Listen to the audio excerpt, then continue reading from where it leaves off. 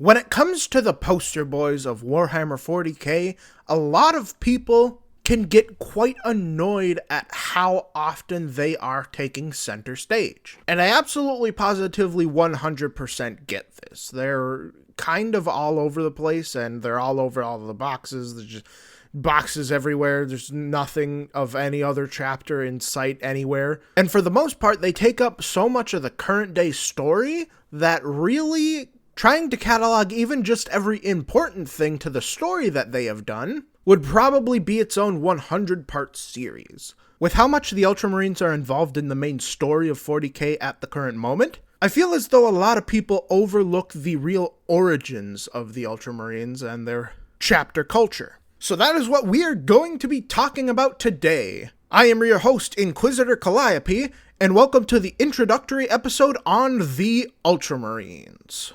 Now, the Ultramarines are the baseline, they are the benchmark, they are the template that every other Space Marine chapter is built off of when it comes to being out of universe. There are multiple asterisks there that ultimately will need their own videos to explain. Stay tuned for both the Crimson Fists and the Dark Angels episodes. But the important part is the Ultramarines are currently, at this current moment, in the current day, the white bread. They're your classic ham and cheese sandwich with nothing on it. Will get the job done, but just won't get the job done better than other things. They are the 13th Legion of the 20 Legions of Space Marines. And incidentally, honestly, to fit their everyman persona, they are the most easily made Space Marines, and as a result, they are the most numerous Space Marines. Guilliman's gene seed is about as agreeable as an ice-cold glass of water. They're still Space Marines, so they're still not, easy to make, but they're the absolute easiest to make. It's like the Space Marine equivalent of making spaghetti bolognese. And as a result, the Ultramarines themselves, along with multiple other things, are extremely egotistical. They look at themselves and their genetic smoothness as a sign that they themselves are the intended end goal of what the Space Marine project was. And on this line of thinking, considering that Guilliman was the logistics and statecraft Primarch, and the Emperor obviously intended on passing all of that onto his sons, I don't really think that they're wrong here, honestly. And in that case, we have to look at what the Sons of Ultramar do best, which is logistics. A lot of people have this misconception that the Ultramarines are not good at anything, but the Ultramarines are good at one thing. It's just that this one thing makes them outwardly fine at everything else that matters for a Space Marine. The Ultramarines are good at logistics and everything that comes with it, and as a result are the best at statecraft. Which it's really interesting for something that was created as a weapon to be the best at something that is not warlike. But of course, as a result, the Ultramarines have pre-planned out pretty much any outcome a battle can possibly go, and this ultimately comes to be one of their first flaws. The Ultramarines have this rulebook called the Codex Astartes. It was penned by Guilliman in an egotistical fever to fix a couple of problems that the Empire did have, and fix some that the Imperium didn't have, such as how his other loyalist brothers conducted their war effort. So this book, the Codex Astartes, is quite literally, even though they're not religious, the Bible for the loyalist Space Marines.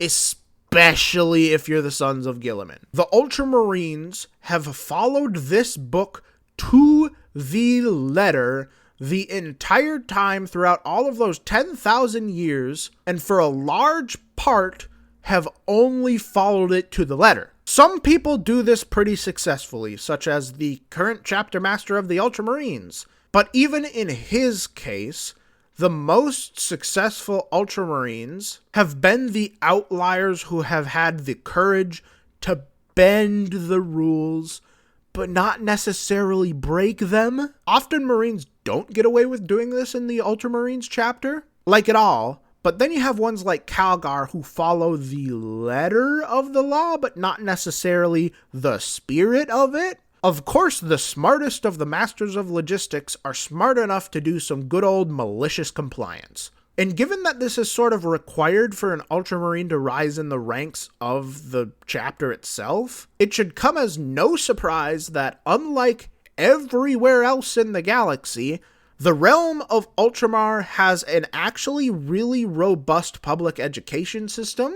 And honestly, just as a whole, Ultramar is genuinely more robust than the Empire itself. Giving you an idea of why the Ultramarines work the way that they do. They have a proper Medicare system, a proper public health and safety system. They have almost no crime, genuinely decent quality of life even for ones as low as the serfs, who, mind you, also have access to the previously mentioned standardized education system. And the most wild and genuinely nonsensical thing for the current world of 40k, upwards societal mobility. Somebody on the lower farm class can genuinely work his way up to become a foreman, and then from there work his way up to become a agricultural executive of maybe the region of the planet, and then eventually the planet itself. Now, of course, mind you, you were hearing all of this and thinking, oh my gosh, Ultramar actually sounds like not a shitty place to live.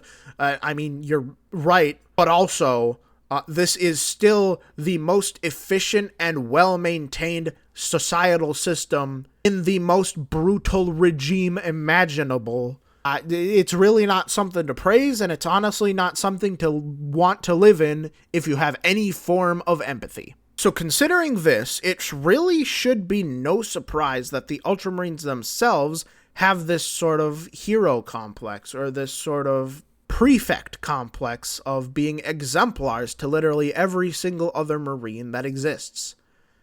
And with this comes my favorite of the poisons of all of the Loyalist chapters, because every single one has a chapter flaw. Some of them are genetic, some of them are mental. And in this case, it is not only mental, but also self-inflicted. The Ultramarines feel this constant pressure to be good exemplars for their brothers. This constant, as you may remember, self-imposed pressure.